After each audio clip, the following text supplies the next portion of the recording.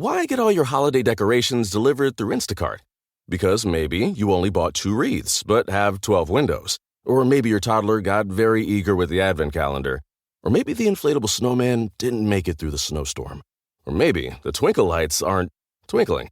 Whatever the reason this season, Instacart's here for hosts and their whole holiday haul. Get decorations from the Home Depot, CVS, and more through Instacart and enjoy free delivery on your first 3 orders. Service fees and terms apply. It's time to have your high-five moment with High Five Casino, the top social casino where the action and real prizes never stop. Fun spins and big wins are right at your fingertips with over 1,000 games, including High Five Casino exclusives. High Five Casino is always free to play with free coins given out every 4 hours. Sign up today and get free welcome coins you can spin for a chance at cash prizes. Visit highfivecasino.com. High Five Casino. No purchase necessary. Void where prohibited by law. Must be 21 years or older. Terms and conditions apply. Ask me, ask Iliza anything. It's time to ask. Ask me all your questions. Leave them in the Instagram comment section. Leave them on your Twitter or leave them on your Facebook. We'll see them, we'll read them, then we'll give you answers. You know it, I've got it. I've got the answer, the answer. You ask me, I'll tell you anything.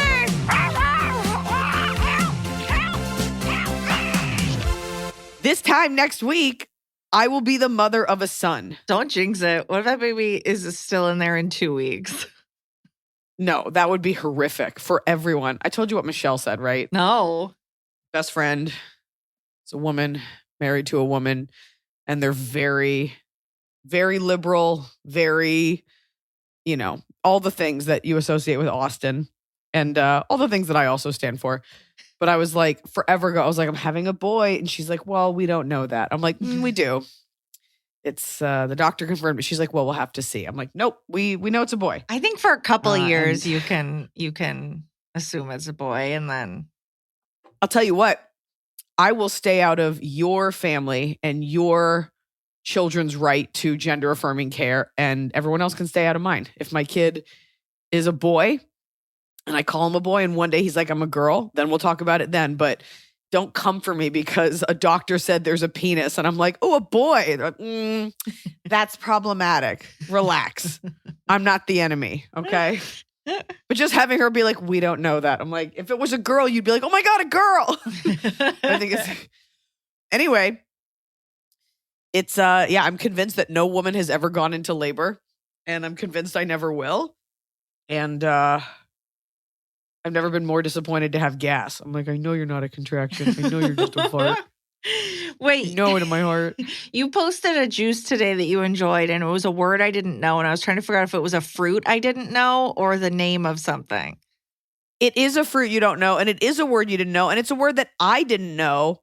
It's called a calamansi, and it is I guess it's like a Filipino fruit. It is orange on the inside, but it looks like a lime, or sometimes they're orange, but it's a citrus. And it's this juice, and I didn't realize it was combined with honey, but still. And every Sunday, Noah goes to the farmer's market, and the last 2, I've just gone with him. And there's this stand at the Hollywood Farmer's Market, which is the good one. Sorry, Studio City. Mm-hmm.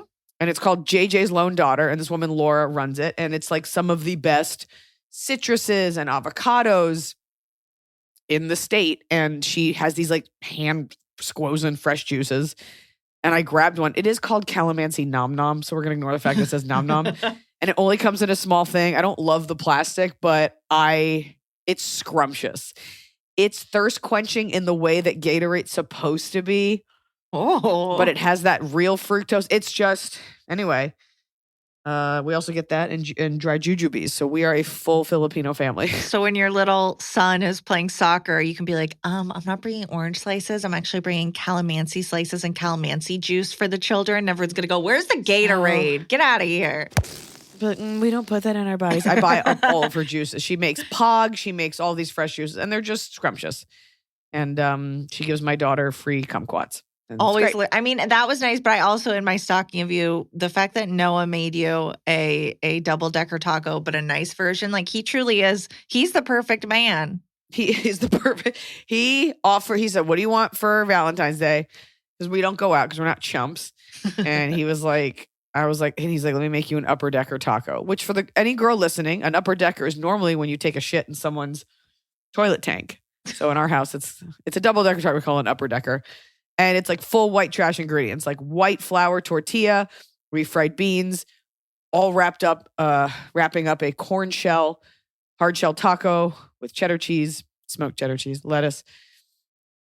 And then I had nachos 2 nights this week. Good for you. Let me just say this, because I can't make this my bottom of the cob. Okay. Here is, I think social media, there's different waves of things that we do on social media. Like nobody takes not nobody, but selfies as much. People don't take pictures of their iced coffee, except unless you're me. You won't let that tradition die. Nobody does duck face. There's certain things we don't do. The comments section seems to get it less and less. I'm just going to put this out there, and I appreciate that some of my fans listening never, ever, ever, ever forget that you're following a comedian. And I have depth to me, so you'll know when it's a serious post because I will not be making a joke. Hopefully you understand that. But the amount of just free volunteering of opinions when I post videos I would never, and I know I'm shooting myself in the foot because you want people to interact with your page. Whatever you post, I would never be if you're I'm feeding my cats this food, I would never be when I had my cats, I gave them double food. Here's a picture of my son. When I had my son, he loved ice cream. People just sharing this stuff as if I'm going to respond to that. I posted a stand-up clip. Now, remember, you know me as a stand-up. This is how I afford to have the time to do a podcast because, and it's with me, it's literally a 15-second clip and it's just me saying, this is my second baby. And then the audience cheers and I do the tiniest bit of off-the-cuff crowd work. The amount of comments that were just about, I've had 3 babies. I've had 1. 2 is enough. 1 is too many. Here's what I did. It's removing the joy from stand-up. There's this weird thing with women's comment sections where it gets very serious. Do we have these kind of comments in male comics comment sections? I've got 4 kids and men are just I don't know. Here's what I did. Don't shame my choice. It's just, I would never volunteer anything. I would never write a full paragraph about my life under a clip. I do see it with women. I'll see all the actresses I follow, all the middle-aged actresses, whenever they post anything about a loved one dying, or if other people be my aunt just died last week, so I know. And then I see these poor actresses replying back I'm so sorry you're going through that. Don't go get support from your own family. Get now look again, you said, this does not apply to the podcast. Here, we want your tragedies. We're all in this together. But you're DMing them in. We're asking for them. It's the wrong vehicle. Right. Just screaming into the void in a comment section the most horrible thing that's ever happened to you is so weird. But even a horrible thing at least has some color. People are just stating facts. I have 4 kids. You're okay, Melissa from Tulsa. And I posted this little carousel of us going to Salsa y Beer in the Valley and eating a bunch of Mexican food. Oh, that looked good. And the comments, especially from other women, yeah, I posted me and my belly is kind of out because it's just gross and funny. People I bet she didn't eat all of that. Oh. And it's just no, you bet wrong. And I just get indigestion later. Or your boobs are so big. Just what are you? I know I put it out there, but it makes me, I do share probably 50% less than I used to because who wants to sign up for people not even having an opinion as much as just stating garbage? Right. Shouldn't eat that. Bet you didn't. It's a new forum. They're I can say something here and other people will see it. Especially when people think they're funny and they're here's my funny little comment. I hope the other people in the comment section like it. And it's usually rude or bad comedy. And then I can't write back because then it's what made you look? It's just listen, if you're a man leaving a comment, for the most part, you probably want to fuck me. And everything else is mostly innocuous. And then I have friends and that's always fine. But it's just, what are you doing with your life when somebody posts something and you just fire back with I had cherries for breakfast. I won't eat them for lunch. Maybe next year. Who are you talking to? Here's the problem with that, though, okay? Because that is what drives the algorithm. That is what drives engagement. So, like, whenever I post about movies at work that are streaming on our channel, I post, it's streaming on this channel. And then people go, what movie is this? Where's it streaming? And I'm like, you're the stupidest person on earth. But guess what? You just got me another comment that just pushed this higher in the algorithm. Even though you're asking, captions like, this is a clip from Ferngully. And they're like, what movie is this? Never heard of it. Yeah. I'm like, read. Do you know how to read? But I want their comments. You do want the comments, so I know that this is dumb for me, but like these comments are dumb. Say something productive versus just volunteering. You are just screaming into a styrofoam cup. And that is the other thing. It's like laziness. I'm like, hey, like I posted that I voted. People are like, do you have a voter guide? I'm like, if you don't have the wherewithal to look up a voter guide, I don't want you voting. Like, if you are too, like, I'd be interested to know who you voted for. Absolutely not. No. I am not passionate about, like, circuit judges. Like, this is a local election. And so, even as I'm doing it, I'm like, am I qualified to, like, look this up and make a decision?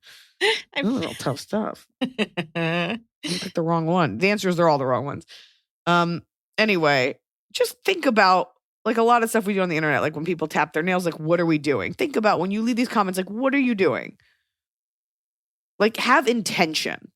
Is the intention to get attention? Okay, I can fuck with that. But when you just volunteer, like, I had pita bread, I like it toasted. Like, okay. You don't look that big. The amount of people are like, you dropped. I'm like, the fact that I can't tell if I've dropped or not means I'm not as in touch with my body as I thought. The baby? Like, your belly drops. How do they know where the baby's at in there? It's also like, yeah, I guess that's the risk you take when you post a picture. But like, let's go back to the days where it's just all pervy versus just like random women being like, fire is hot. Anytime you're going to comment on Eliza's post, instead come to the @AskEliza page and comment there just to up the visibility.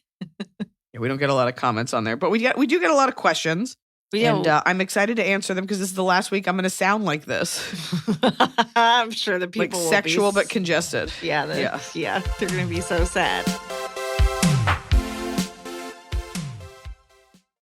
Fall has fallen, winter is on its way, the days are shorter. But just because, well, they feel shorter. And just because the days feel shorter doesn't mean your to-do list gets any shorter. You still have to power through your busy days. And a great way to do that is with nutritious food from Factor's no prep, no mess meals. At the end of a short day in the fall or the winter, the last thing you want to do is have to cook. Factor has got you covered from breakfast, snacks, dinner, anything in between. Factor has easy, nutritious options to keep you fueled, like their chicken Florentine with spinach and garlic chili cauliflower. You bet. That's what I want to make myself at the end of a day where I am exhausted and my husband isn't home. Whether you like routine or you enjoy mixing things up, Factor has you covered with 35 different delicious meals every week and over 60 additional convenience options you can add on, like keto cookies, pressed juices, and smoothies. And because Factor meals are chef prepared and dietitian approved, you're going to love not only Factor's meals taste, but also how they support your goals, even if your goal was just making yourself dinner. Head to factormeals.com/Eliza50 and use code Eliza50 to get 50% off your first box and 20% off your next month. That's code Eliza50 at factormeals.com/Eliza50 to get 50% off your first box plus 20% off your next month while your subscription is active. The holidays are here. And for a lot of us, the holidays mean decorating, hosting, celebrating. For me, it means a lot of traveling. And nothing feels better year-round, but especially during the cozy holidays, than a restful night's sleep in soft, luxurious sheets. Boll & Branch's signature sheets are made with the finest 100% organic cotton, and they get softer with every single wash. You already know that I got Boll & Branch this summer when I needed breathable sheets to sleep in, but this holiday season, I'm actually gifting some of my friends and family Boll & Branch's Ultimate Softness Bundle. I get to choose a signature hem sheet set in any color, a signature hem pillow set, and a waffle bed blanket. And they're all getting juniper because I think it's a classy color. This way, you know you have something nice to sleep on when you visit. It's the perfect gift for you and them. Gift you and your loved ones a better night's sleep with Boll and Branch. And right now is their best offer of the entire year. For 25% off plus free shipping on your first set of sheets, head to bollandbranch.com/Eliza. That's Boll and Branch, BOLLAND branch.com/Eliza for 25% off. Limited time only, exclusions apply. See site for details. So finally, fall is here. I have been looking forward to it. I have had a hard year in a good way. Like I had a baby. I have been on a nonstop tour, nonstop traveling, and it's been hot. So I'm looking forward to, of course, pumpkin spice, everything, cooler weather, and slipping into a cozy sweater from Quince. I've talked about Quince before. Quince has beautiful leather jackets, cotton cardigans, soft denim, and so much more. All Quince items are priced 50 to 80% less than similar brands. Dressing expensive doesn't have to be expensive. Their clothing is beautiful, it's durable, it stands the test of time, and it's what I like to call a capsule wardrobe. I got an Italian wool cocoon coat. That's one of those, it's got like a European collar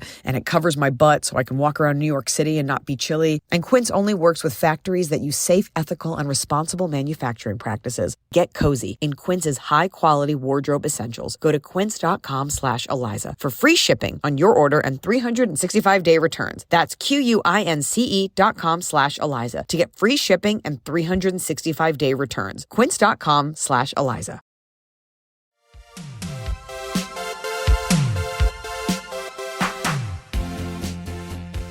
We have a few follow-ups. Yes. Good questions. Yes! Okay.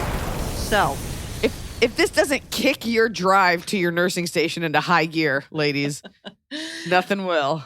all right. So we had the question asker whose mother had ALS and father was caretaking for her. And she thought that her father was getting just not patient with the mother, getting a little aggressive with her, just kind of like, but he also wouldn't accept any help in caregiving for her. So he was with her all day, every day, getting more and more frustrated. And our question asker was like, how do I approach this? How do I keep her safe? How do I keep him sane? Okay. This is the lady with the feeding tube. Yes. Yes. I just want to provide an update. I really appreciate that my question was read. It helped to hear you all's perspectives to give my dad some grace. My mom passed away from her ALS a few weeks ago. It's been a weird mix of emotions. And when I feel sad, I remember Eliza's previous advice to people to feel it and process it. I, too, don't want to come back to this soon-to-be-on-fire plastic sphere. My dad and I had Earth. Yeah. Earth? Yeah. My dad and I had a heart-to-heart. Is she talking about my fear of being reincarnated? I'm like, fuck, I'm back on Earth. I was hoping to go to that must be, yeah. Zebulon 5, like another planet. I don't know. Yeah. I don't know if I've ever talked about that. My fear of coming back. Go on.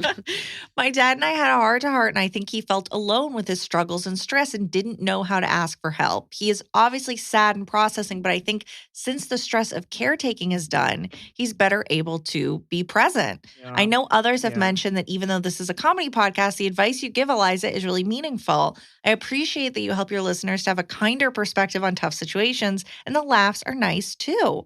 Thank you again. I hope by the time you get this update, your family is one tiny human bigger. We're so close. Hope that on your next tour, you're in the Northeast so my fiance and I can, the podcast baby.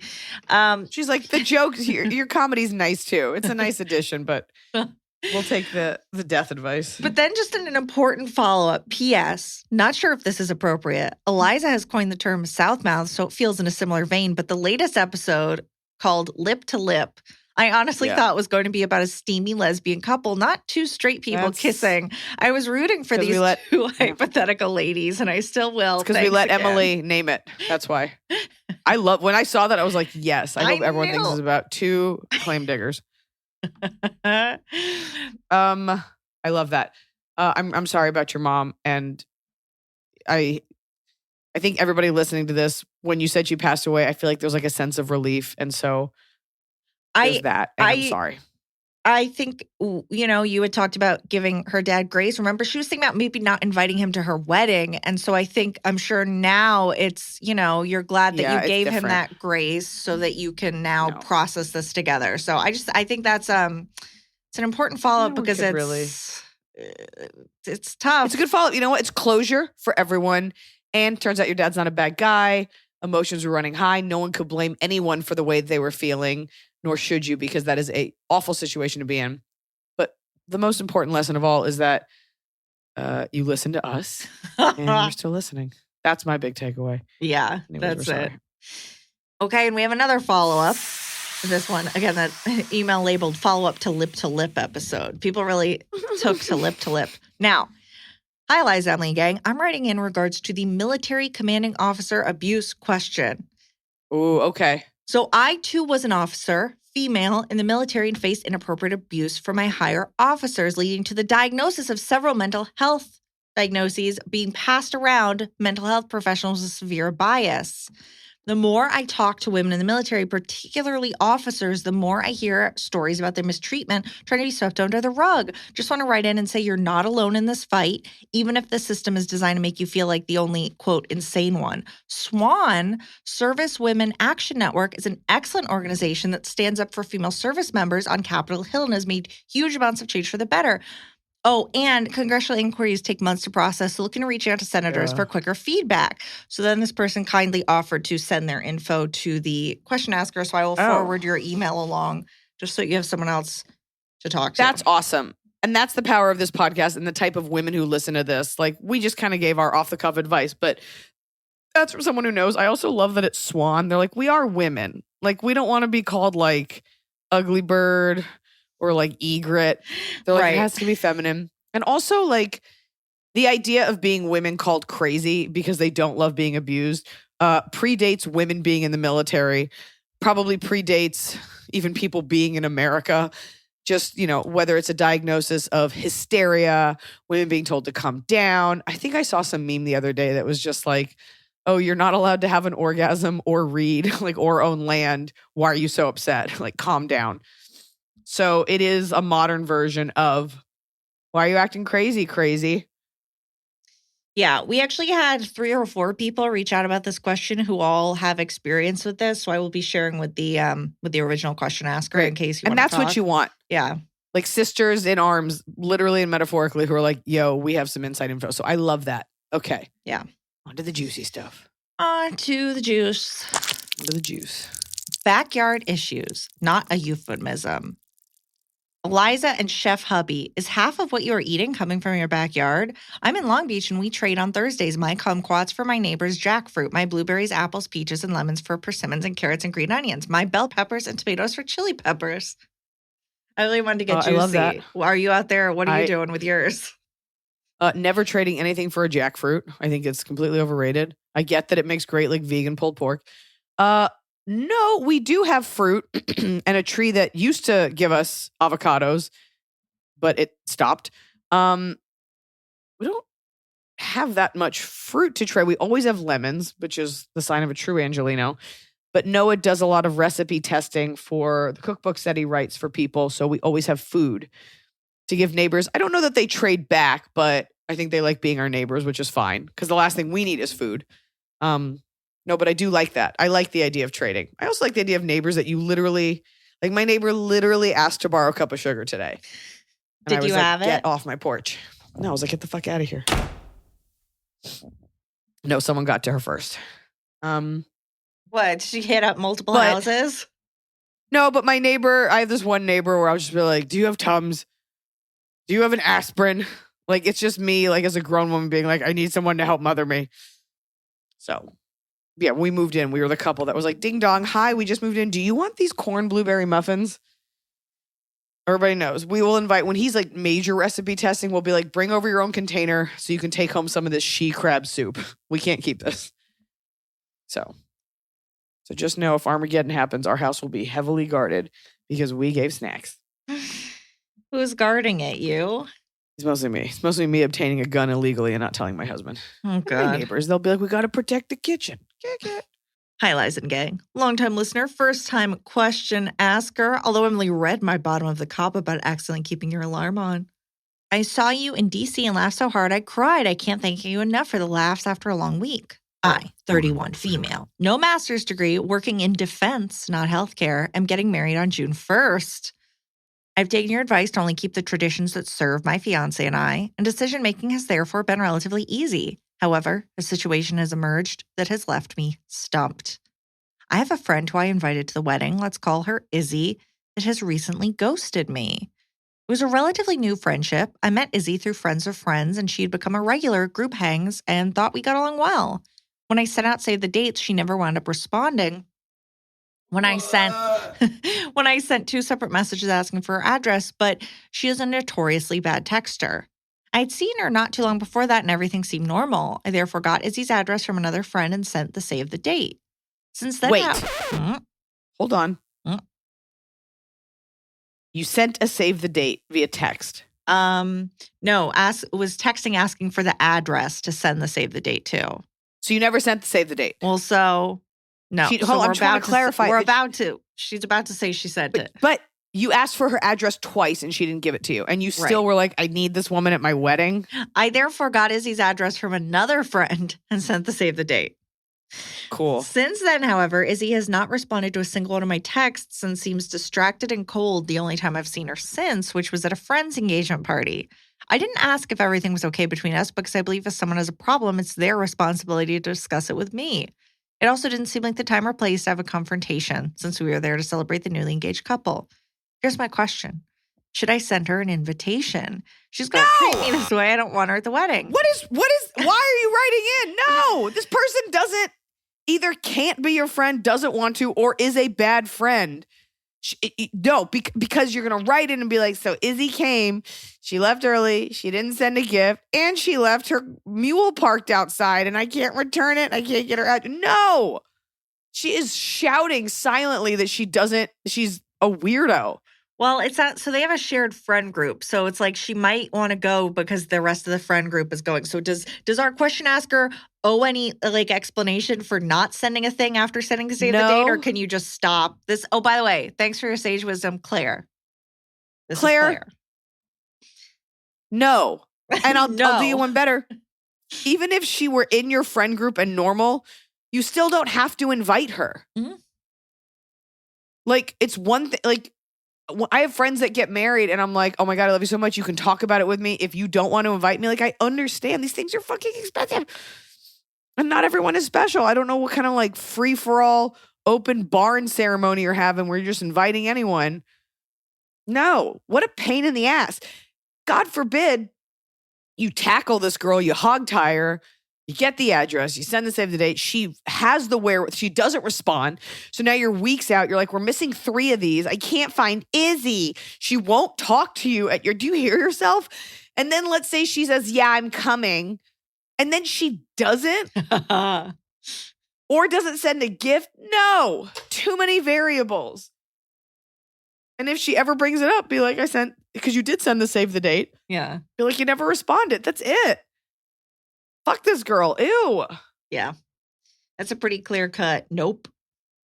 It might not even have any malintent. She might just be a fucking flake, and you don't need that. No. I'll tell you, I had my last birthday party, I needed to have a secure, security guest list. And there was this one more work associate who confirmed 3 times. She's like, I'm gonna confirm, and then just never did. And I was just like, hey, just never forget that I remember you did that. We are not cool. No, God, no. Oh, Claire. Hello, lovely pod crew. I've been listening since episode 1, and I adore the 2 of you. Need some advice on an odd situation.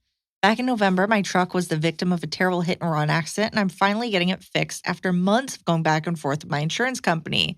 They won't cover any car rental fees, and the body shop will have my truck for at least 2 weeks. Back when this happened, my wonderful boss so graciously offered to let me borrow one of his vehicles while mine is in the body shop. I decided to take him up on this offer, and ever since then, my coworkers have been acting differently towards me. I don't know if they feel like it's favoritism or I don't deserve it. It's not like it's some really fancy car or anything. It's an FJ Cruiser. I showed up at work with his car today, and my coworkers are being completely rude to me with snide remarks. Because they think you slept with them. I worked with an older female who said, what did you have to do to convince him to let you have that car? Told you. And then she looked at me with the strangest expression. It was almost as if she was insinuating sexual favors or something. I laughed awkwardly. Inferred from the beginning of this question. Yep. I laughed awkwardly and just said, well, he offered a long time ago. I'm taking him up on it. How do I shut down the comments and just go about my business? My coworkers have all been nice to me up until this happened. I'm Googling FJ Cruiser to see what you're riding in. I mean, it doesn't it's matter. kind It's of a cruiser. But it's here's the problem, is that it's not just a Corolla. It's very distinct. So you'd see that and go, oh, that's the boss's car. Not that that's your problem, but it doesn't help anonymity. It doesn't help you go under the Such a radar. dude car. Yeah. How big is the company? I mean, look, if everybody was cool and then they did this, is your boss good looking? Is there Are a you reason good beyond looking? that? Yeah, I mean, it's tough, but I get the vibe that you work in a small office. I get the vibe maybe you guys are close. You may have to just fear God, be like, it's incredibly inappropriate that you're insinuating that. Like, that's my boss. Like, he did a really nice thing. And I think that says more about the way that you view him than anything else. Yeah. You need to be like, you need to look, these are your coworkers to be like, that's incredibly inappropriate. Like, that's so gross. Yeah. Like, he did a nice thing. Like, yeah. I guess I don't know enough about the tenor of the conversations you normally have with these people or what kind of office it is. I mean, the full flip side is that through no fault of your own, you do get treated differently than everyone else. But that is a problem they can have with your boss and not you. You don't sound like you're taking advantage. I mean, he said, you need to get to work. You had a truck that's in the shop. This is a truck, kind of. I assume you need it for work. He's letting you use it like it's a company car. Nothing untoward has happened. I mean, if it's a casual, I could see myself at the next like mandatory Michael Scott office meeting just standing and being like, I was a victim of a hit and run. I don't have a way to get to work. Bob let me borrow his car. The people who are making, and you know who you are, jokes that like, what did I have to do to get this? The answer is be a good worker. It's really gross, you guys, and don't come at me with that. Like, it's a fucking weird joke. It's probably sexual harassment. Like, it's probably HR worthy, but you don't want to probably bring it that high right now. I mean, you could say it straight back to me. It'll be like, that's a really weird and appropriate joke. Yeah. Or what do you mean? Like, what do you think I had to do? Yeah, what do you think I had to do? Lip to lip? You have a crush on him? And it's also a shame because it's a shame that it's an older woman saying it. Yeah. Because it's like that misogyny delivered via female. Yeah. That's shitty. Unless you guys are fucking. You're not telling us. And you're super hot. And he's super hot. And you're gonna fuck. And you got this free car. Let us know. Let us track us down to give us a save the date.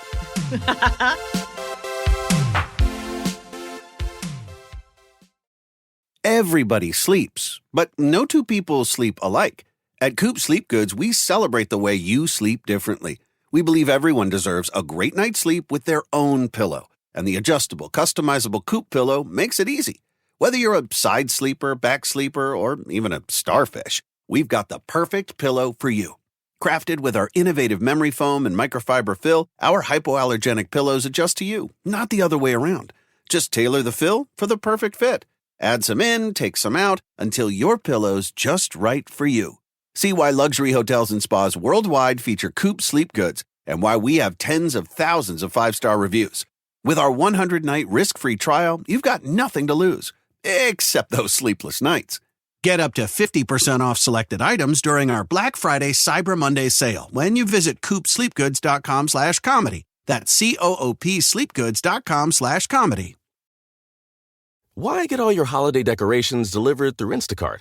Because maybe you only bought 2 wreaths, but have 12 windows. Or maybe your toddler got very eager with the advent calendar. Or maybe the inflatable snowman didn't make it through the snowstorm. Or maybe the twinkle lights aren't twinkling. Whatever the reason this season, Instacart's here for hosts and their whole holiday haul. Get decorations from the Home Depot, CVS, and more through Instacart and enjoy free delivery on your first 3 orders.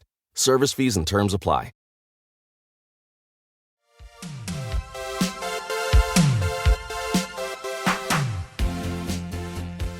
Please help. I need to break up with a friend before our weekend trip to Nashville. Hi, AI crew. Okay. Longtime listener, first-time question asker. Going to keep this short and sweet, but love you all to pieces. I'm a 36-year-old female, and in 2022, I had a midlife crisis and moved from Arizona to Rochester, New York. I hated my job and the dating scene and just needed a change. I have an amazing group of friends back home who are all supportive. I wanted to go from a thriving dating scene to Rochester. I was like, I need more geese around me. Okay. About a month into Sorry, go ahead. moving to New York, I started using Bumble BFF to make friends. The time I was living with my parents and working from home, I met a woman, we'll call her Anne. She's a 38 female and single. So our question answer is 36. This woman's 38. We Okay. hit it off and had a lot of fun comparing dating horror stories. She showed me a lot of cool places in my new city. I started dating my boyfriend shortly after I met her. We still hang out about 2 to 3 times a month. When we hang out, she tells me about her dating stories and nightmares, drama with other friends. I'll update her on things that go on in my life. Over the last few months, I found myself not really that excited to see or hang out with her as I know it's going to be the same old thing. I don't feel like either of us have a lot in common or like we have a real friendship or connection. She's very dismissive toward me when I tell her about things going on with me and my boyfriend. We have a 2-week trip to Europe planned. I'm moving in with him this summer and we're saving to buy a duplex. I try to be sensitive to the fact that she's been single for 9 years and isn't having much luck dating, but I also want to be able to share the exciting things going on in my life.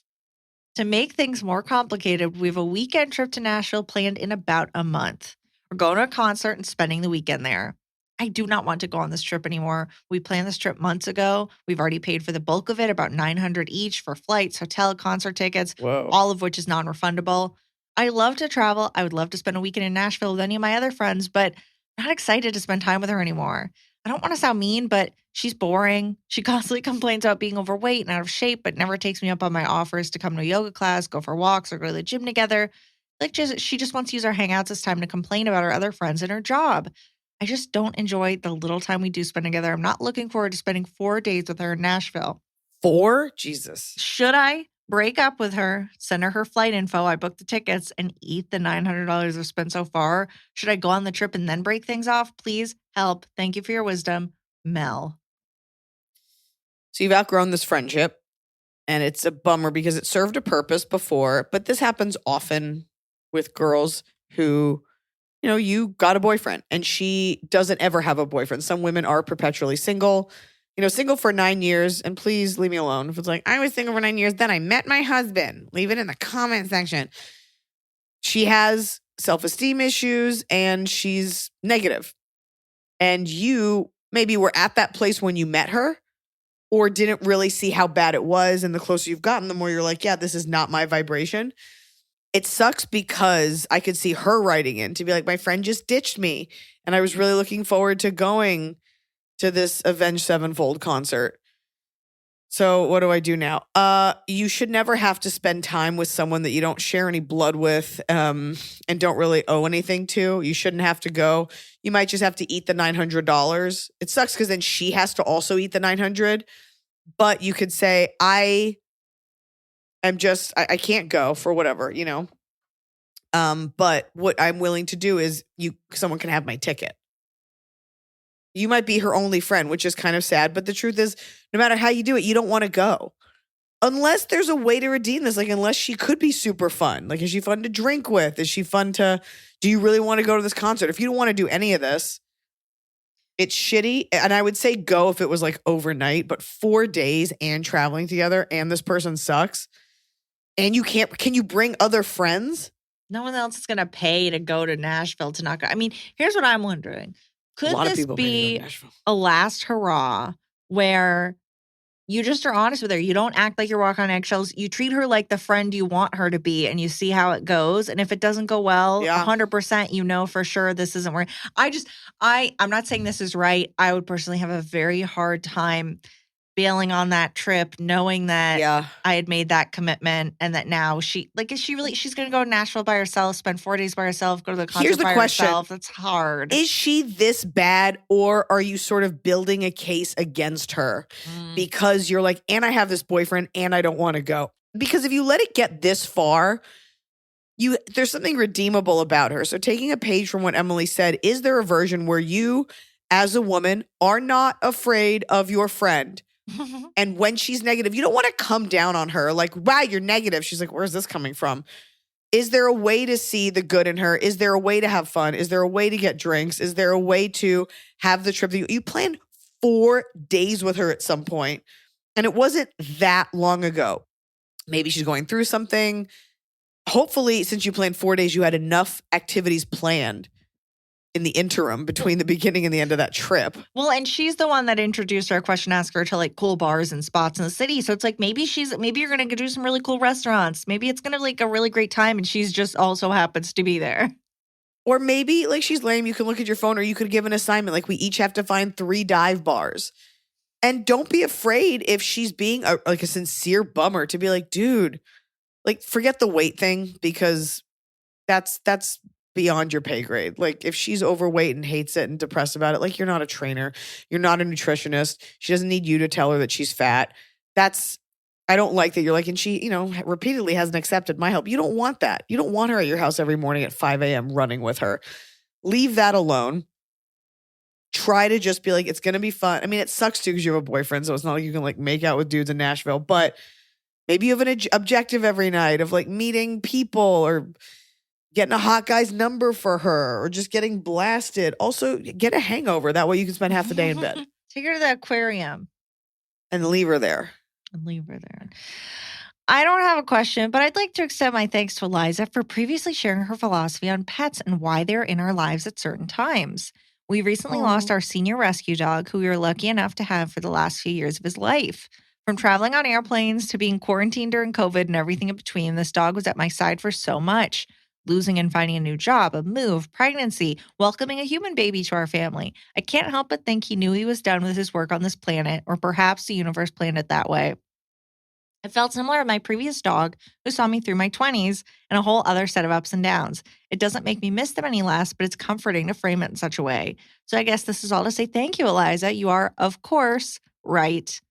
Thanks to you both for sharing your wisdom. And Emily, please keep telling us your cat stories. Maybe that's the one thing Iliza is not right about. We love all pet stories. God. Anonymous. Yeah, you know what? I hope you stay anonymous. I will tell you, ever since getting my new office, and I had to sort of do an edit of the things that I have because we have less room now in this office. There comes a point where you're like, I'm just living in a mausoleum of my dead dog. Like I did have to get rid of some of the oil paintings of Blanche because I don't feel what I used to feel when I look at them. And that's just me being honest.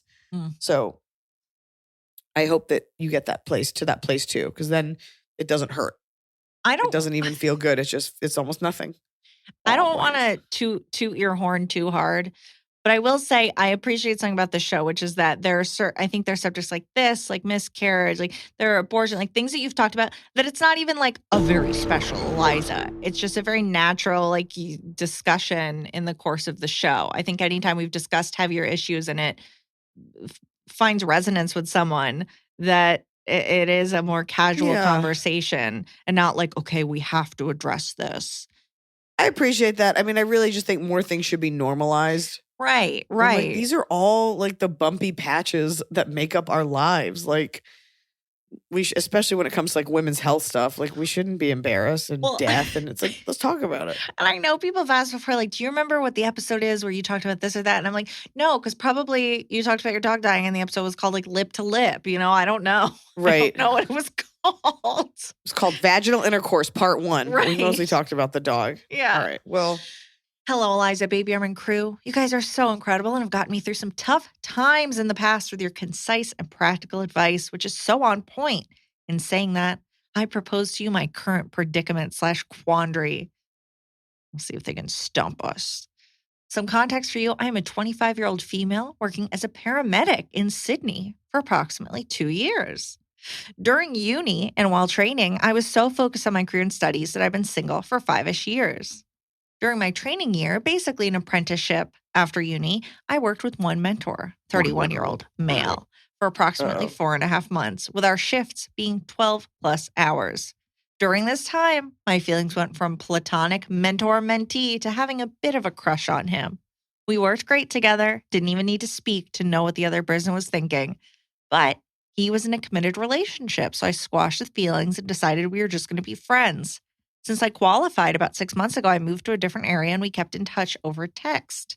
Since then, he has broken up with his previous partner and the texts have become increasingly flirty. We've recently caught up for drinks and it's just so comfortable to be around him. He isn't shy about compliments and I always leave with a dorky smile on my face.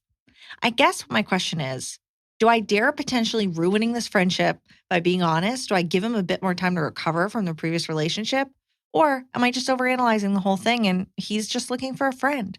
I'm so bloody out of my depth on this one. Eliza always seems to have a clear read on most situations. Please help this hopeless ambo.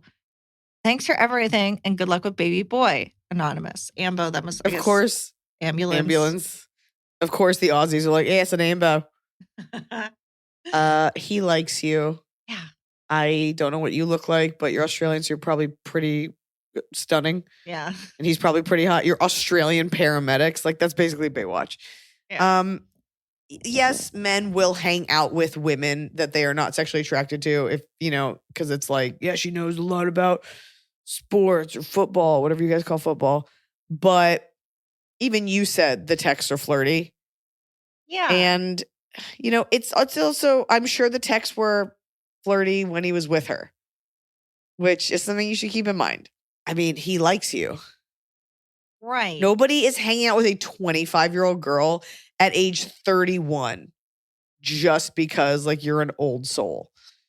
So I guess the question is, I mean, it seems like he's keeping a distance because you're not working together. You said you live in a different town, but you meet up for drinks.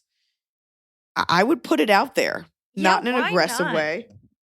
Especially if he compliments you, like a platonic male friend's not going to give you like compliments that make you blush.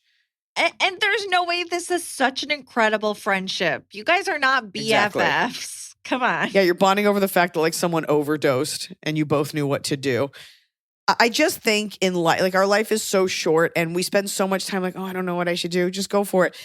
And yeah, it would suck if he was like, I definitely don't have those feelings. And you could be like, really? Because either he was wasting your time or he's into you. At the very least, you probably should kiss to figure it out. But this isn't like a lifelong friend that like gave you a kidney. You're like, I think I have feelings. I'm going to blow it up. Friendships come and go. I know I always sound like friendships are expendable. And a lot of them are, but like we evolve, we grow. You're 25. Yeah. Most people in their 30s are not looking to just like befriend a 25-year-old girl for the wisdom. Not saying you're an idiot. I'm just saying has all the markings of a he likes you. Right. So lightly put it out there. Dress like a little bit cuter next time. See what he says. Men typically don't spend time with women that they're not interested in having sex with, especially at that age. Well, and especially because it's like, of course, you're a hot paramedic. You're working with another hot paramedic. He's mentoring. You're working 12+ hour shifts. Like, of course, you should go out on a date. You bonded. Well, and they don't go on those shifts anymore, That's right? what I'm saying. Exactly. moved. Right. No. So it's like, it won't even, you had intense bonding over traumatic experiences. And now you aren't even working together. Perfect. What a perfect situation. I thought you were going to be like, and I've moved. Should I keep this friendship going? And you have. You took it out of the ambulance into the bar. If you guys were just platonic, you'd go get coffee, but you're going to get alcohol so you can loosen up. Loosen up that B and that V. No. Loosen up. Get in there. Get in there. He likes you. He likes you. Yep. Let us know. Okay, we have another critical follow-up. Hey, catching up on episodes since having, well, no, they didn't say it like that. They said, hey, with an exclamation mark. Catching up on episodes since having my daughter in December. In Marine Mammal Moaning, that's the name of an episode, Eliza mentions skunk spray smell. It's more than likely a fox if you smell it, but don't see a skunk. Skunks don't typically spray randomly, just like you said they don't. Sorry that's happening to you. Alternatively, but less likely it's a river otter. If you're near a stream or river, then this is possible. I didn't know Probably not a river foxes otter. did that. I'd have to Google, like, are there foxes in where I live? I feel like we have gray foxes, but I might be thinking of the relist the gray wolves campaign that I was part of. I got to Google it. I do think we have foxes because I don't hear them though. Maybe because we have coyotes. I have to do like a biodiversity search and see what kind of A survey animals of we the got running around back land. there. Well, I told you when, like, I think it was foxes were breaking in our backyard just to like sit on our couch. When is that when they But were I don't remember if it pooping and frolicking? may have been coyotes. In night vision, they all kind of just have beady eyes. I'm like, is that a small coyote or a big fox? Yeah. I know people are screaming right now, like, look at the tail. Well, it's hard when it's on like shitty, grainy, black and white night vision footage. Okay. Next question, please. Am I the asshole for telling my husband that I shouldn't have taken his last name? Backstory, I didn't know that How'd you say it to him is the question. I didn't know that my husband's last name was made up until I already changed my last name. The reason for the name change, I found out, was that his dad was caught in a sting operation with a 15-year-old girl and changed his last name to get back into the military. My husband says that he wants to change back to the original family name when we have kids and doesn't know that I know about the sting operation, which is why I haven't brought it up since that conversation. And by the way, Like the dad was a pedophile? yes. Well, was caught. Yeah. By the way, my father-in-law is creepy and I don't want him near our kids when we decide to have them. Should I change my last name back to my maiden name? There's two big issues here. Yeah. Okay. First of all, you got a pedophile in your family. So, you're okay. not. So, Well, first of all, we have to stop saying "Am I the asshole?" because Reddit can fuck off. well, what else can you say? Was I wrong? That's a subreddit too. WIW. There's a subreddit. Was I wrong? There's one. Am I the butthole? There's one. It's everything. There's everything on the internet. Everything's been taken. What about IWYT? Eliza, what do you think? We're really trying to make Is it happen. okay? Do I have permission? All right. Do you want to go or I want to go? So the way I'm just saying, the way I understand this, correct me if I'm wrong, I believe what has happened is they had a last name. Dad did something bad, changed his last name. They all have that last name. Yes. Now the husband is like, well, when we have kids, we'll go back to the first name. It's Right. like, Everybody gets this but you, has Emily. not Everyone knows said- what happened. I was trying to follow the who knows what, but it hasn't said that it's because. What has he said? What he said when he said, "Hey, can we go back to my other name?" Like, but didn't explain why he has two names. That his dad's a pedophile. Oh. Yeah, I guess I missed that part. So the husband doesn't know that you know about the sting operation. Yes. That's fucked up. Well, first of all, your husband is embarrassed. Yeah. He's deeply embarrassed. And you said, I don't want your last name. Was he like, what prompted this, dear? Or was he like, ouch? It doesn't matter. You're entitled to your feelings. It's antiquated, even though a lot of people do it, to take a husband's last name. And, that has to do with women being looked at as property. I think it's lovely and old fashioned. And I would have done that if gluten weren't just as big of a nightmare as Schlesinger. But there is something to be said for you all having the same last name. Bills are easier. Things are easier. It's nucleic, whatever. The bigger conversation needs to be your husband talking about his feelings about that, because he's obviously deeply embarrassed and your husband did nothing wrong, really. Well, it's your dad. It's the grandfather. I mean, he did nothing wrong. You don't have kids yet, and he should have said it to you, but I'm saying he did nothing wrong in that it was the grandfather's mistake. And at some point, your husband's last name was Smith, and then the grandfather's like, now it's McIntosh. So he wants culturally to get back to whatever his last name is. I think that's okay to take the original last name. You're going to have bad apples in your family. Like, that's awful. He's a pedophile. But if it's a fake last name, like ethnically, you're not really connected to anything. And then you have to tell everyone about the pedophile thing.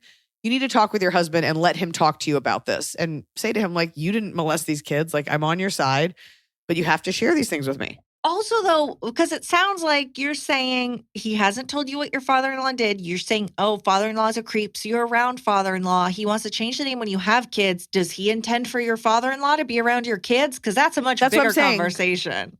It's a bigger conversation, and it shows immaturity that it's like, maybe he was like, well, I was going to say it when we had kids. No, especially as husband and wife, like, you should know everything about each other. I'm interested to know how you came upon this information.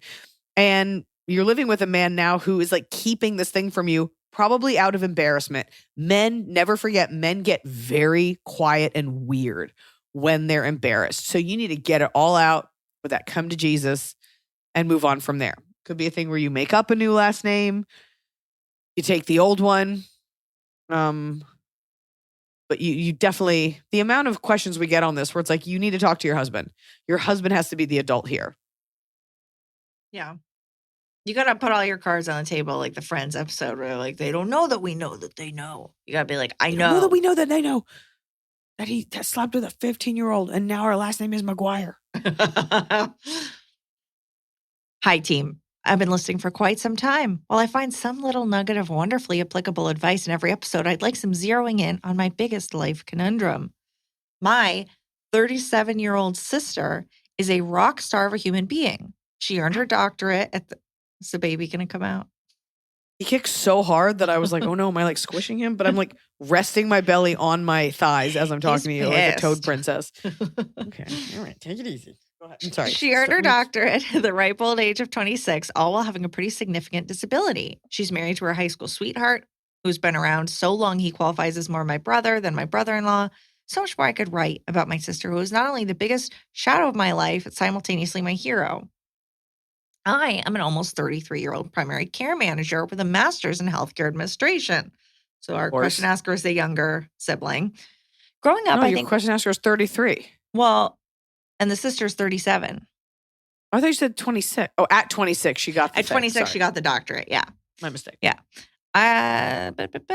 Growing up, I think we had a pretty typical sister dynamic. She was cool. I was a pain in the butt. Standard. When I was in college, our relationship really tightened up, and I would honestly classify her as my best friend. I was the maid of honor in her wedding. We hung out regularly, had weekly dates for breakfast, and then she made a human.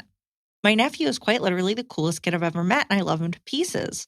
I am, however, convinced that pregnancy permanently changed the chemical makeup of my sister's brain. Over the last decade, she has pushed me farther and farther away, and I don't know how to cope. Well, actually, I do. I have phenomenal friends who show up for me like my sister should. I continue to be a great sister and am perpetually sad when she kicks me to the curb. I'm a responsible human who does very well for herself and has been trusted with the care of tiny humans more times than I can count, except when it comes to my niece, 6, and nephew, 9. I watched my nephew on my own when he was maybe a year old because I gifted his parents tickets to an event, and the night his sister was born. Then fast forward 5 years last fall when I was asked to watch both kids, then one other time around Christmas. Without getting into the detail of it all, it has come out in the last year or so that her husband is a bit of a hot mess express, so much so that she now refers to him as her third child. I have this sinking feeling she's hiding some scary shit from me, and that's why she keeps me at a weird distance and is hesitant to let me have the kids alone. They're rather intelligent, chatty people. I think she's afraid they'll slip on her secrets. Ooh. I own my own home, have for some time. This particular one I've been in for 2.5 years, and my sister has never once made an effort to come over. The previous I was in for 7 years, she spent time there once. I was in a 5-year relationship. She refused to spend any time with the man outside of our parents' house. Even after we were engaged, she couldn't be bothered to have dinner with us. I choose to go to her house about 35 minutes from mine whenever the opportunity presents. I go to every t-ball, baseball, football, basketball game her kids play in, every dance recital, and would run as fast as humanly possible if invited to have a glass of wine, dinner, or a girls' night. But those invites don't happen anymore. When I ask what changed, she tells me to stop being dramatic. I've asked repeatedly for one-on-one time with my nephew and niece, and I've never gotten it.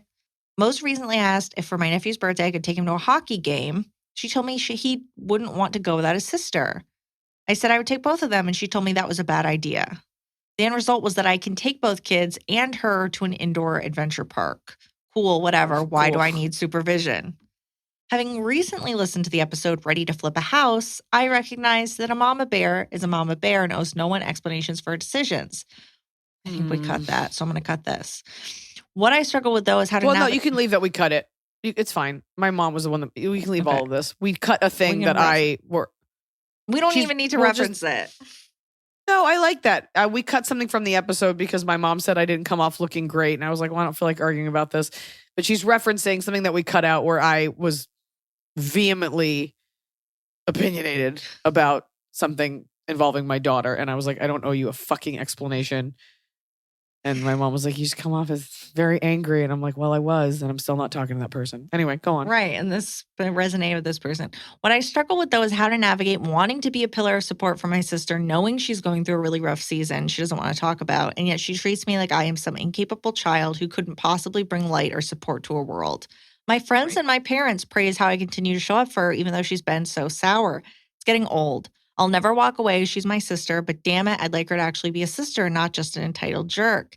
I struggle to balance mourning the relationship I want to have and embracing the crap she gives me without leaving her in the dust. How do I continue to behave as the sister I want and the way I believe a sister should be when my sister continues to discredit my space in her life and general ability to be an adult without simultaneously being a doormat, P.S. Seeing you twice in Denver. We'll make it a third when you return. Sincerely, sad little sister Stephanie. Stephanie, first of all, I appreciate the context because the plot thickened as you spoke. It's interesting that you're like, oh, there might be something going on. Whether it's abuse, I don't know why I'm going there. Whether it's I feel like I'm a psychic, like I'm seeing an A. Whether it's abuse, the husband's a loser, she's embarrassed. Those could all be things. The other version is she doesn't necessarily respect or trust you. And it was great in college. I'm just putting this out there without knowing you. Yeah. You have a job. It seems like her job is a bigger job. She is if it isn't the thing that you think it is, where there's like a secret, she's a mother of 2. You have no children. So there's already that rift where you kind of are like, I don't know if I trust this person. It's tough because they're not like toddlers. They're like kids, but these are my most precious things. I don't want to give them to someone who I kind of already don't really trust. And you're like, I want to take them places in my car to public places so they can use a public restroom alone at a hockey game, whatever. And she's like, oh my God, this is a lot. She doesn't trust you. She thinks you're bullshit. She thinks you're the younger sister that doesn't have, by the way, did you marry that guy you were in the relationship for 5 years with? No, there's a side note about how that could be its own episode about all the bad decisions. Okay. So she's looking at you. You're the younger sister and she doesn't respect your life choices. And I actually vibrate with, I rarely want to meet people's significant others.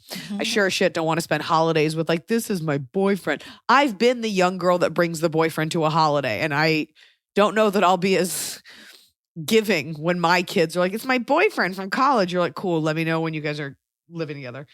It's hard to make space for the nascent stages of other people's relationships when you are married with children. It just is. And that's not for everyone. It's hard to make space for somebody's animal drama when you have a kid who's sick, you know? It's hard to make space for hearing about anything if you have something bigger going on. It's not right. It's not selfish, but there's that. She's got this big job. She's got the 2 kids, but moreover, she doesn't respect you or your life choices. And you must have done enough things that she's like, I don't have time for this behavior. Not even bad things. What, Emily? No, I have a very uncharitable take that I'll get into when you're done. Less charitable than mine? Kind of. But are we agreeing? Okay, yes. No, I think it's less personal than this person thinks. And my very uncharitable take is... Wasn't done. Well, yeah, I told you after you're done, and then you asked... So okay, finish. Fine. I just want to say I wrote down all these things. You don't have kids. She doesn't quite trust you. And as far as the chemical change thing goes, it does change. You have so much less room. I know that Sex in the City makes it sound like Charlotte had these kids, but in real life, her idiot friends are the most important thing. It does change your brain. And you want your kids to spend time with people who have kids, places where you can see them. You've done something where she's just like, you did something. And she's just like, I don't trust it. And it stuck with her. That's it. Yeah, I think my not nice take that is not necessarily true, but I wonder if a little bit of it is true, is in reading this question, the way you're presenting yourself, it seems like you very much want to be the martyr. So you didn't get the attention. She was 26. She's a rock star. She has a disability, a significant disability. She overcame it. She did all these incredible things. And your reply is, I have a really good house. I have a really good job. I'm incredible. I'm there for her. I don't care if she pushes my face into a pile of cow shit. I will always be the best sister for her. Everyone praises me on what a good sister I am. I am there. How do I keep being incredible for her? Like, there is an element of, are you being an incredible sister because you are so desperate to have a relationship with her? Or are you being an incredible sister so you can say, I'm the incredible sister. Look what I did. Look what I do every day. I'm not saying that that's it, but I wonder if there's a note of like falseness and hollowness. Like, you say you love your nephew. That's awesome. I don't know why you love a 9-year-old. They seem like they suck, a 9-year-old boy. But right. But let's say you really want to hang out with them. Is it because you want to take him to a hockey game and post a picture and say, me and my fave nephew love this boy more than anything?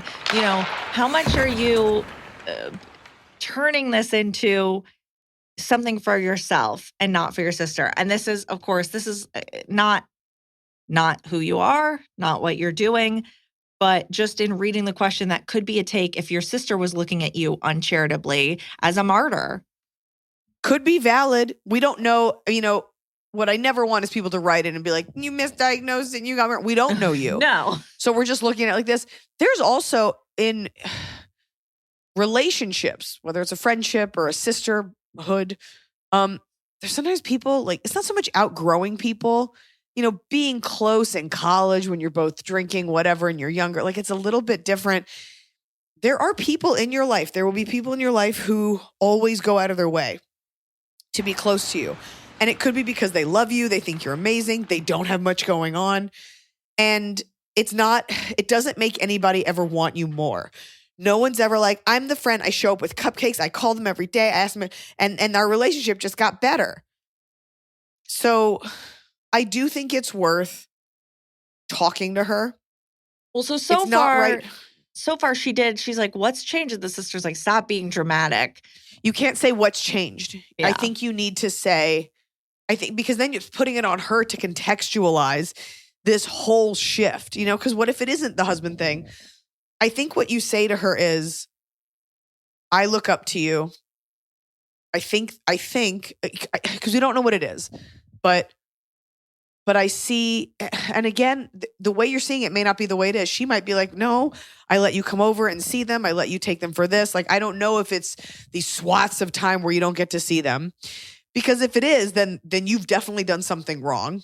She doesn't trust something about your decision making. Or does she not let anyone take her kids? Because there is a thing of like, you're talking about how she has to be there to supervise you. When my dad, I was in the car with my parents today, and my mom is literally like, Steve, there's a yield coming up. Do you see that? Oh, did you get your credit card? Like, it's just, she's that's just like husband and wife. Well, but I'm just saying, like, she might just not trust anyone with their kids and just be like, don't let them drown. Or do you create more work? Are you like, it's okay, I bought them candy. Oh, they made a mess. Oh, I made more of a mess for you. Like, are you a good steward to these kids? We don't know. But I do think what matters here, you're feeling inferior and you miss your sister.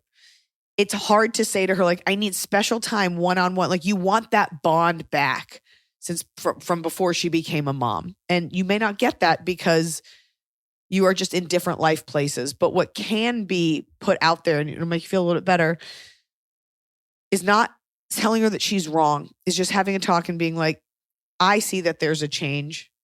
I love you so much and I look up to you.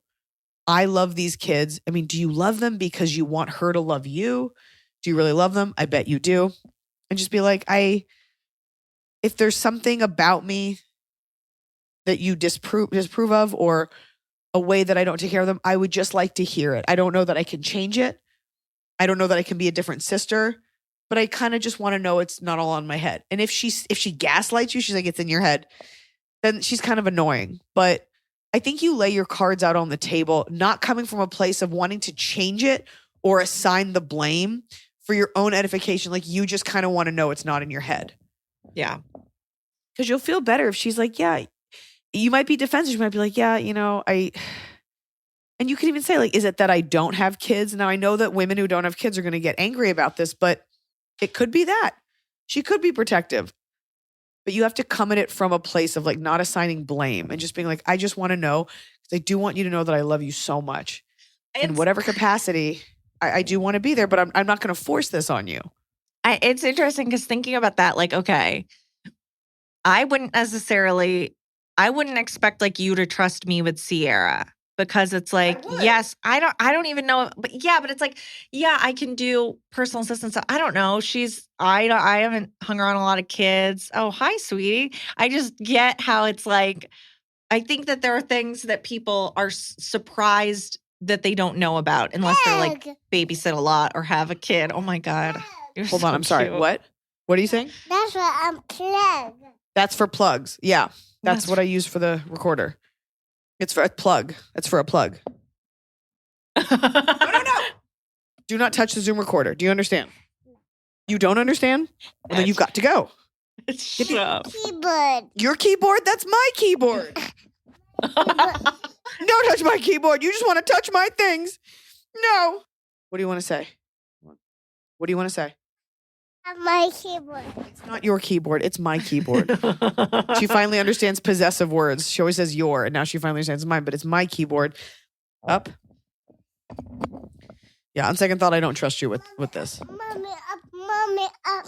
I heard you. How about please? Please. You've got to go. All right, go back to daddy, please. Go ask daddy for a jujube. I was just saying, like, I would understand. I am great in a lot of areas. If somebody said they didn't trust me with their kid, I would not be offended by that because I think it's a different set of skills. God, I would never want anyone else's kid. Like, I was literally talking about this yesterday. I was like, being around other people's kids, I know it comes with having kids, but it is exhausting, especially when they're this little. And if they're not the exact same age, you're just dealing with like two totally different sets of emotions. Yeah. I'm just not interested. Anyways, and by the way, if anybody's cringing at that, you'd be fine with it if I were a man. Like there's this requisite that women are like, "Hi, sweetheart. Oh, and how old are you?" My husband does not speak to anyone else's kids. And when the kid is like, oh, really? It's like, Cool. Great. Yeah, no, I'm not into it. Oh, you want to I'm give me only that? into my kid. You want me to Yeah, I'm eat only that into thing my you kid. picked up off the floor? Thank you so much. Your kid has to be so gorgeous for me to be like, okay. Anyways, this is about you feeling inferior and cast to the side, and you're wanting everyone to see, look what I'm doing. And your sister's like, I'm just trying to live my life. Give her a little bit of grace because she's a working mother of 2 kids. It does chemically change you forever. And your sister has seen things in you that just makes her kind of not take you seriously. And don't try so hard. It sucks because you miss her. Yeah. You can create space so you guys can have a glass of wine once every few weeks or something, but the harder you try, there's no version where she's like, wow, you tried hard enough. Now I'm back. Right. Let's give out hand jobs like we used to. Kick it. Cob of the cob. It's the top of the cob. We're doing it right every day. You just take a bite, top of the cob. Okay. Bottom of the cob. My bottom of the cob is the innocuous texts of people being like, how you feeling? Did I do this already? You definitely have, but I feel like you could have done this even when you weren't pregnant. I'm like sorry, it bears repeating. That's I fair. really don't. I don't like an emotionless check-in. Just like I don't like people being like, oh, you got married? Congrats. Right. I'm like, you don't wow, like that must have. congrats. Right. It's basically because it's performative emotion. It's being like, I did Hags. the thing I was supposed to do. What? Hags. Hags. Like, oh, I'm so busy. Hags. Oh, great. Oh, you birthed a child. Oh, congrats. I don't fucking need it. And I've had friends reach out, meaning well, but like, how you feeling? Big day coming up. Almost here. I'm like, are you threatening me? I'm coming to take that baby out if you don't give birth soon. I want it. Like, it's just so emotionless. And I'm like, now I have to like stop down, use my energy to be like, okay. So I just send back a thumbs up, or I just stopped answering people. I sent a friend who had a C-section this last weekend. I sent her the perfect text. I said, don't write back to this. I know you're busy. He told me about everything that you went through. I'm so sorry that happened, but she's beautiful. I'm glad you're safe at home. Mazel tov. And she just wrote a heart back. And that's okay. That's perfect. That was in depth. I got a text from a friend. This is the only one that's ever felt good this entire pregnancy. Mhm. And if you're my friend listening to this, Is it one please, of the listeners? it's fine. Kalissa and Jamie, this is not Our not for you to like listeners. write to me and be like, wow, this is not about you My guys. 2 favorite listeners. I said, my friend Laura just said, I think about you and that baby every day way too much. Hope the waiting isn't too hard. Love you. Like, that's emotional versus how you feeling? Coming up any day now, feeling good, ready to pop that baby out. I'm like, are you heckling me?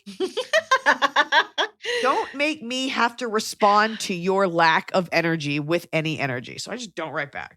Over Yeah, it. I feel like though I can Check on tend me. to go too far the other way. Like I have a close friend who I knew was going in to be induced, and I was like, well, so I don't want to bother her day of. And then it's like the day after, I'm like, well, I don't want to text her now because what if something went wrong? And then it's I'm just kind of like, I don't want to send a message while whatever is happening is happening. So then I just don't message, and then it looks like I'm not interested, and I am, and I'm just so worried about offending. Right. No. And I think there's that. But I think if you really send something with just a modicum of emotion. Like, hey, I was thinking about you. Yeah. I hope you're doing great. Like something that shows that you're not a fucking android.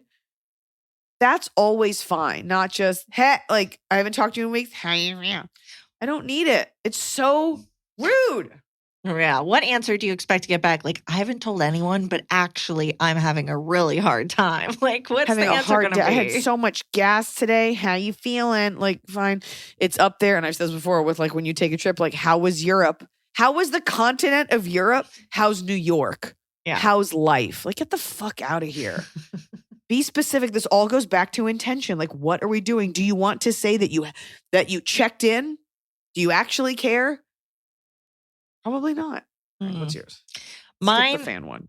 Okay. It was a long app. We'll skip it. My bottom of the cob is the feeling when you are putting off doing something you need to do, a task that you know is going to take time, that you really don't want to do, and you're like, I'm going to do it tomorrow. But guess what? In all the intervening time between now and then when you're supposedly enjoying yourself, you're thinking about how you're not doing that task. So you're not enjoying now and you're not enjoying the future whenever you do that. Like I need to edit an audio commentary for a film. I need to sit down and edit. It's going to take at least like 5 hours. I should start it. Why not do an hour today? I'm like, no, I'll do it tomorrow. And all night tonight, I'm going to be like, I have to do that thing tomorrow. So it's not like I'm going to have barrels of fun tonight, but I'm just putting it you put off. I feel like you've talked about this before. I might have. And this is our repeating one because I am so bad about that where I'm like, I'm going to enjoy myself now, but I don't because I worry. Yeah. The amount of things I will get done, how productive I can be when there's one thing I don't want to do. I'm like, I should power wash the entire house. Well, that's I need the to other thing. I love that. Yeah. When you're not avoiding one task, so you actually do other terrible tasks. That is the only way I get things done. I mean, my bottom These gutters of the have never been cleaned. Yeah. My bottom of the cup, I figured was going to be seeing Poor Things with my parents, but it went really well, and they both liked it, so it doesn't need to be my bottom of the cup. It was so good. Yeah, I'm sure it's always fun to watch like a really long sex scene with your parents. 2,000 sex scenes, and I'm just Be like, is that how I got here? oh no. My top of the cob? Yeah. Well, because I have a sound clip, so you go ahead. So, What's your top of the cup? My top of the cup is trying new root beers. I've been getting root beers at a hardware store and I've been trying them and I've been taking little notes like this one's not very good and this one has a wintergreen flavor and this one tastes like nothing. And it's that's my new hobby, looking up stores that have root beers, different root beers, and then trying them out. Any that can compare to Barks, like with that bite? Because that's what I like. Barks is the ultimate. So I'm trying all these other ones. Like, is there a competitor? Because people are like, I like Sprecher's. I like Hank's. I like one that's only made in the mountains of North Dakota. And I'm like, okay, well. I don't really know what's in root. I love root beer. And that's funny you say that because we went for Mexican last night and I was like, do you guys have any sodas?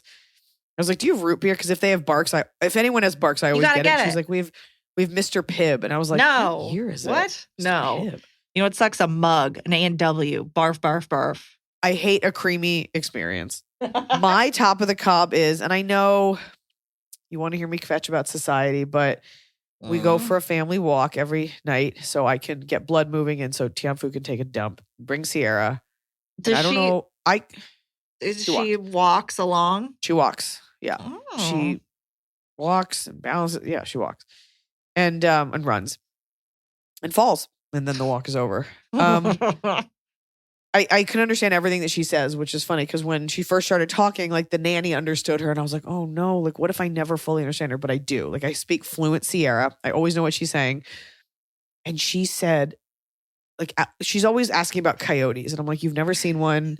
I know there's coyotes in the area, but like you're fine. I was like, they're really afraid of you. Like I work really hard on being like, you're not afraid of bugs and these animals are afraid of you. Anyway. She looks at me and she just said, where are the coyotes? And I was like, there's no coyotes. And then she just went, the goose of the coyote. And I'm like trying to interpret it. I'm like, okay, what is she? She's saying something that I'm not understanding phonetically. And she enunciated. She was like, the goose of the coyote. And I'm like, okay, is this like a cartoon she saw? Is it a dream? And she was laughing hysterically.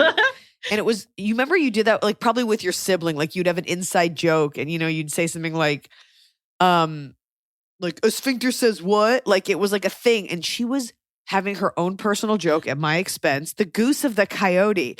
And I was like, what is the goose? And I was hoping she'd be like, it's the thing at the school. Like she would say it and I'd be like, oh, you mean the mood of whatever.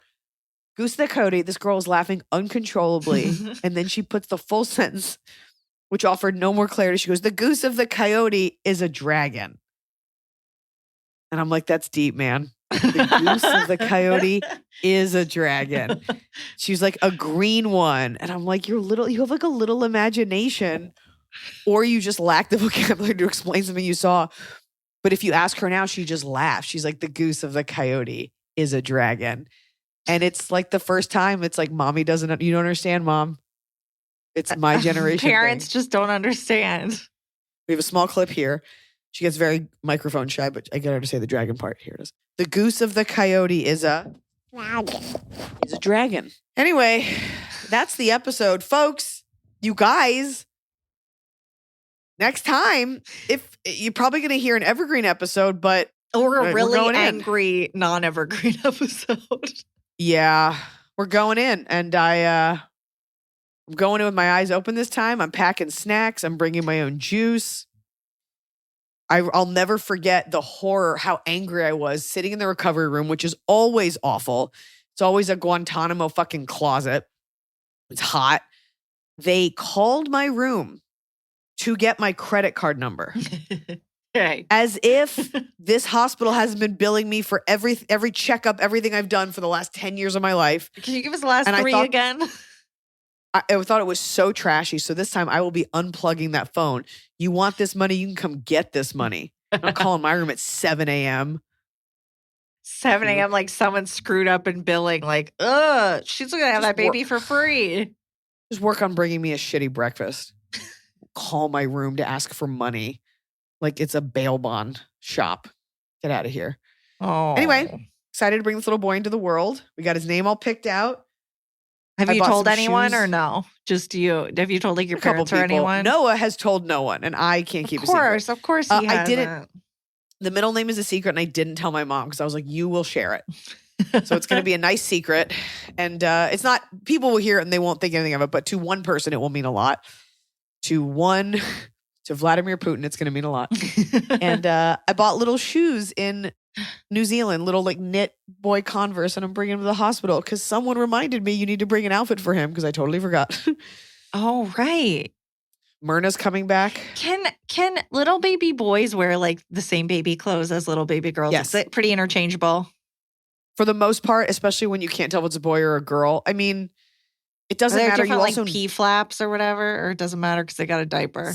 Same P flap, and also like it's such a scam. Like dressing your infant, they don't leave the house. Right, put them in a bag. For the most part, they can wear whatever. Oh, little shoes. I'm like, they don't use their legs, so these are like socks. They look Right, like to shoes. keep 'em They're- warm, but they're yeah. knit. He's gonna wear a lot of Sierra's old stuff. Look, I'm not gonna dress my little boy in pink and be like, it's okay. But plenty of her stuff was gender neutral. yeah. Because I dress kind of gender neutral in colors. So we're very excited for him and his little body. Oh. And we're going to get it going. So this is my last podcast to you as a mother of only one human. That's it. It's made me tear up a little bit. I'm so excited for you. Oh, Emily, like you were there when I just like, it was just like the two of us in a house with Blanche. And then you were there when I had my miscarriage. And you were there on my wedding as the only friend helping me with my dress, even though I you mean, were like, it's- there as a guest. I can't believe I wasn't there when Sierra was born. That was rude of me. I should have been in that It was room. rude. You were there when I waiting. found out I was pregnant with her. True. And it's a shame that we don't get along better. I know that we just I don't 1 know. hour a week are forced to talk to each other. I just want you to know whatever step you take next in life, because I'd like to think I've been there for you. If you bought your house, I send you a gift. Yeah. I secretly forget when your birthday is, then I find out, and then I act like I remembered, even though I saw someone post it on your Instagram. Whatever your next step in life is, whether it's a polyamorous wedding, commitment ceremony, whoever, I will be. You don't have to invite me if it's a pain in the ass, but I will be there for you. Can you imagine Whatever if I your didn't step. invite you? That would be so insane. I would respect it. I'd be like, I get it. We talk more than I talk to most people. We talk every Yeah, week.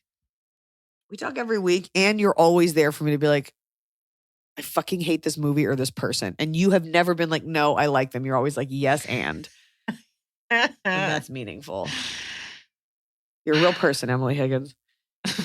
And even though you're the worst person I know, I think you're my favorite person. I have think the you're plaque. Everyone's favorite person. That's true. It's above my desk, so I look at it every day.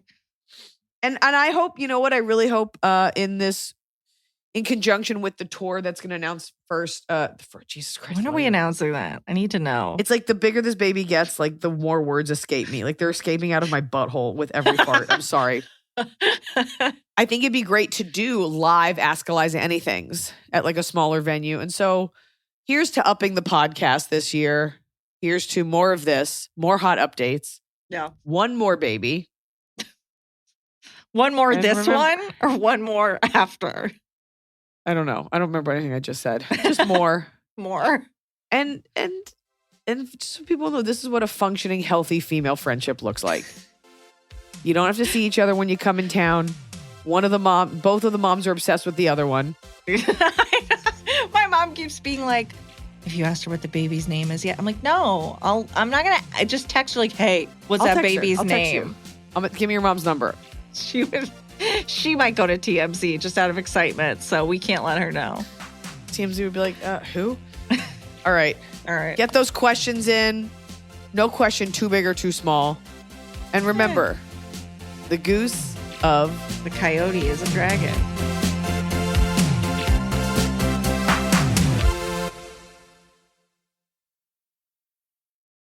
It's time to have your high five moment with High Five Casino, the top social casino where the action and real prizes never stop. Fun spins and big wins are right at your fingertips with over 1,000 games, including High Five Casino exclusives. High Five Casino is always free to play with free coins given out every 4 hours. Sign up today and get free welcome coins you can spin for a chance at cash prizes. Visit highfivecasino.com. High Five Casino. No purchase necessary. Void where prohibited by law. Must be 21 years or older. Terms and conditions apply.